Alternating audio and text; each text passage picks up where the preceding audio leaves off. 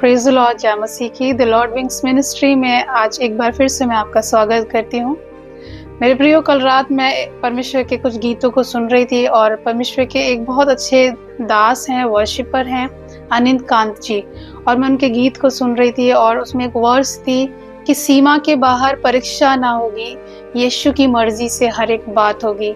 मैं सोचने लगी कि परमेश्वर, आप हमारी सीमाओं से बाहर हमारी परीक्षाओं को नहीं लेते। हमारे जीवन के अंदर बहुत से ऐसे पहाड़ हैं जो कभी कभी हमें बहुत बड़े लग रहे होते हैं, लेकिन हम उस घड़ी में जब वो पहाड़ों को देख रहे होते हैं तो हमारी आंखें उस बड़े पहाड़ को नहीं देखती जिसका नाम जीवित प्रभु यीशु मसीह है। वो पहाड़ हमसे कहता है, वो यीशु मसीह हमसे वचन में कहता है कि मैं तुम्हारा शरण स्थान हूँ, मैं तुम्हारा छुपने का स्थान हूँ। हमारी जिंदगियों में कभी कभी ऐसी बड़ी बड़ी सिचुएशंस आ जाती हैं जो हमें पहाड़ जैसी दिखाई देती हैं, लेकिन हम भूल जाते हैं कि जिस खुदा के आगे हम झुकते हैं, जिस खुदा से हम मिन्नतें करते हैं, जिस खुदा की हम आराधना करते हैं, उस खुदा में इतनी सामर्थ है कि वो हमारे जीवन के बड़े बड़े पहाड़ों को मैदान करना जानता है। आपको पता है, अगर आप वचन में देखेंगे तो आप देखेंगे दूसरा राजाओं और उसका 6वां अध्याय और उसकी 16वीं वर्ष आप पढ़ना शुरू करेंगे तो यहाँ एक वाक्य आपको दिखाई देगा। एलीशा के बारे में यहाँ बात हो रही है और उसका दास है गेहजी, और वो वहां पर देख रहे हैं कि वहां पर कुछ दलों ने उनको घेर लिया है, उनके ऊपर आक्रमण करने के लिए जिस पहाड़ पर वो हैं उसको घेर लिया है। और गेहजी जो उस परमेश्वर के दास का दास है, वो क्या करता है, अब आप इसे पढ़ेंगे तो यहाँ लिखा हुआ है 15वीं आयत से, दूसरा राजाओं 6वां अध्याय और उसकी 15वीं आयत में लिखा है, भोर को परमेश्वर के भक्त का टहलुआ उठा और निकल कर क्या देखता है कि घोड़ों और रथों समेत एक दल नगर को घेरे हुए पड़ा है। तब उसके सेवक ने उससे कहा, हाय मेरे स्वामी, हम क्या करें? क्या हो रहा है? गेहजी घबरा गया। किसे देखकर? भीड़ को देखकर। कि हम भी घबरा जाते हैं बड़ी बड़ी परेशानियों को देखकर, ऐसी परेशानियों को देखकर जो हमें बहुत बड़ी बड़ी पहाड़ सी दिखाई देती हैं। लेकिन उस घड़ी में अगर गेहजी जैसा मन एलिया भी रखता, गेहजी जैसी सोच अगर एलिया भी रखता, तो वो कभी विजय को नहीं पाता। आप जब आगे पढ़ेंगे वहां लिखा है 16वीं आयत में, एलिया ने अपने दास से कहा, उसने कहा मत डर, क्योंकि जो हमारी ओर है वो उनसे अधिक है जो उनकी ओर है। तब एलीशा ने ये प्रार्थना की, हे यहोवा, इसकी आंखें खोल दे कि ये देख सके। तब यहोवा ने सेवक की आंखें खोल दी और जब वह देख सका तब क्या देखा कि एलीशा के चारों ओर का पहाड़ अग्निमय घोड़ों और रथों से भरा हुआ है। हालेलुया। मेरी बहन, मेरे भाई, मैं नहीं जानती इस समय आप कौन से पहाड़ को फेस कर रहे हैं।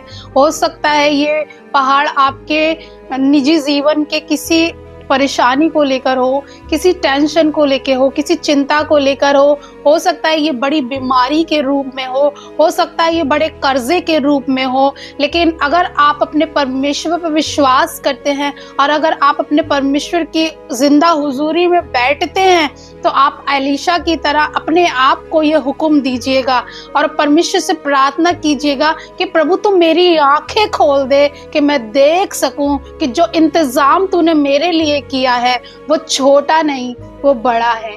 गेहजी डर रहा था, हम भी डर जाते हैं, लेकिन एलीशा ने प्रार्थना की कि प्रभु तू इसकी आंखें खोल, ये तेरे इंतजाम को देखने पाए। और जब परमेश्वर ने गेहजी की आंखों को खोला तो बड़े इंतजाम को गेहजी ने देखा। क्या देखा गेहजी ने? तब उसने क्या देखा कि एलीशा के चारों ओर का पहाड़ अग्नि में घोड़ों और रथों से भरा हुआ है। प्रभु हमें कभी नहीं छोड़ते।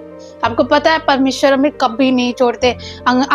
ये अनिल कांत जी का जो गीत है मुझे बहुत पसंद है कि सीमा के बाहर परीक्षा नहीं होगी। मेरे और आपकी सीमा मेरे परमेश्वर को पता है, वो कभी भी मेरे और आपकी सीमा से बाहर आपके और मेरे लिए कोई पहाड़ खड़ा नहीं होने देगा। अय्यूब के आगे एक ऐसा पहाड़ खड़ा था जो उसके दोस्त भी आकर उसको दोष आरोहण करके जा रहे थे, उसकी पत्नी ने उसे छोड़ दिया था, लेकिन अय्यूब ने उस विश्वास के दामन को नहीं छोड़ा था जो उसने पकड़ के रखा था, और उसी दामन को पकड़े पकड़े उसने 100 गुना पाया था। अगर आप पहाड़ों की बातें कर रहे हैं मुश्किलों की बातें कर रहे हैं। आप निर्गमन में पढ़ने पाएंगे मूसा के बारे में, जब मूसा इजराइलियों को मिस्र से निकाल रहा था, वो ले आया है निकाल के, लेकिन समुद्र सामने है। मेरे और आपके सामने भी बड़े गहरे समुद्र रहते हैं, लेकिन मूसा ने क्या कहा? विश्वास के साथ परमेश्वर से प्रार्थना करके उसने उस छड़ी को मारा और वो समुद्र दो भाग हो गया। आपको क्या लगता है, क्या मूसा ने जो छड़ी मारी थी उस छड़ी में सामर्थ्य थी?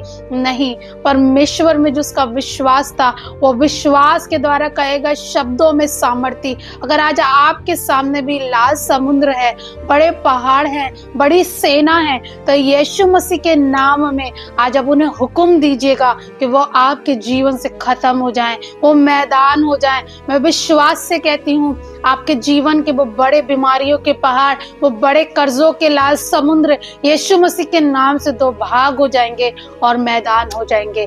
प्रभु आपकी सीमा को जानता है, प्रभु आपको उठाना जानता है। अय्यूब की पुस्तक में लिखा है, वो ही चोट देता है, वो मरहम भी देता है। अगर उसने मुझे और आपको किसी दलदल में देखा है तो वो निकालना भी जानता है। अगर उसने मेरे और आपके सामने कोई लाल समुंदर देखा है तो वो उसे दो भाग करना जानता है। प्रभु यीशु मसीह आज मुझसे और आपसे कह रहे हैं, कोई भी पहाड़ है, कोई भी समुद्र है, यीशु का नाम काफी है मेरे और आपके लिए। प्रभु आपको आशीष दे। आमीन।